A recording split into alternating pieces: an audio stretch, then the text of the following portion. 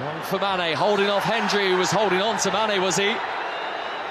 Well, the flag is up for offside, so there is no decision here for the referee to make in terms of potential contact there.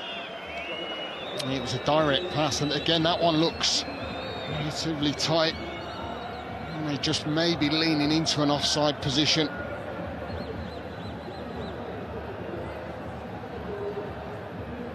Would have been a bit relieved there, Jack Hendry, because he did put his hands on top of Mane's shoulders. It would have been one looked at, wouldn't it? Because once you're in that final third from attacking point of view and a defensive point of view, and that was where Jack Hendry had his hands on him and maybe been the only defender that was left, so I might feel a little bit relieved. Well, I think that's what the delay is here. There is a check to see whether the offside was the correct call, and obviously if it wasn't, then they might review that coming together involving Hendry. Indeed, the offside has now been confirmed.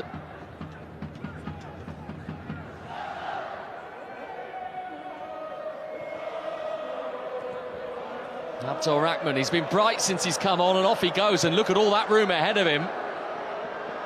Abdul-Rahman, it's deflected in off Al-Fatih for 2-2.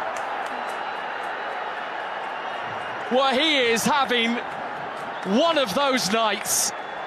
At fault for the first, scoring Al-Nassr's second, and now the unfortunate party that has pulled Al-Ettifaq back level again. Oh, wow.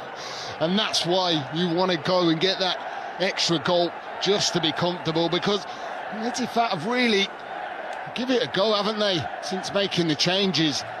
This ball here, it's a massive deflection, it is. Abdul-Rahman, he's looked bright and sharp, hasn't he? And he just cuts it back. And listen, is it down to communication that Fatih doesn't get the call? Or does he just use his instinct and think, I've got to clear it, there's an attacking player on the vicinity? But maybe he should have had a shout from Bento. What an awful, awful goal. And as you said, crazy evening for Al-Fatih. Well, if he'd only been using his head tonight, he'd be all right. Can't believe how this evening is developing, the Al-Nassr centre-back. And I imagine that most of the home crowd inside Al-Awal Park are beginning to think that this might not be Al-Nassr's evening after all. No, to be honest, you look at the way the game's panned out. It has been relatively quite even, hasn't it? I mean, the goals have come, and maybe Al-Nassr just got a bit complacent. And what if they go and win this, Al-Ettifaq? They'll feel they might be able to. This is Al-Malki, Al-Damari Gray, Medran, Jack Hendry. Remember, this Al-Nassr team have not been beaten so far in 2025.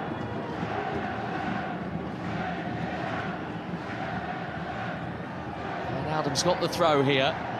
The message coming from the bench from Saad Al-Shahiri is just settle down a little.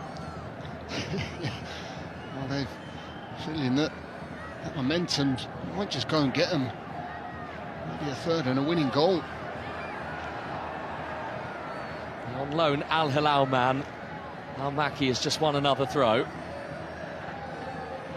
Could be a blockbuster final 6 minutes. Yes, for sure. Just to think that 0-0 at half-time, it was screaming out for goals, wasn't it? And it has produced that in this second half. Well, Laporte is struggling, and the grimace on his face was telling a picture for a couple of minutes, so he is off. Al-Sulahim is coming on.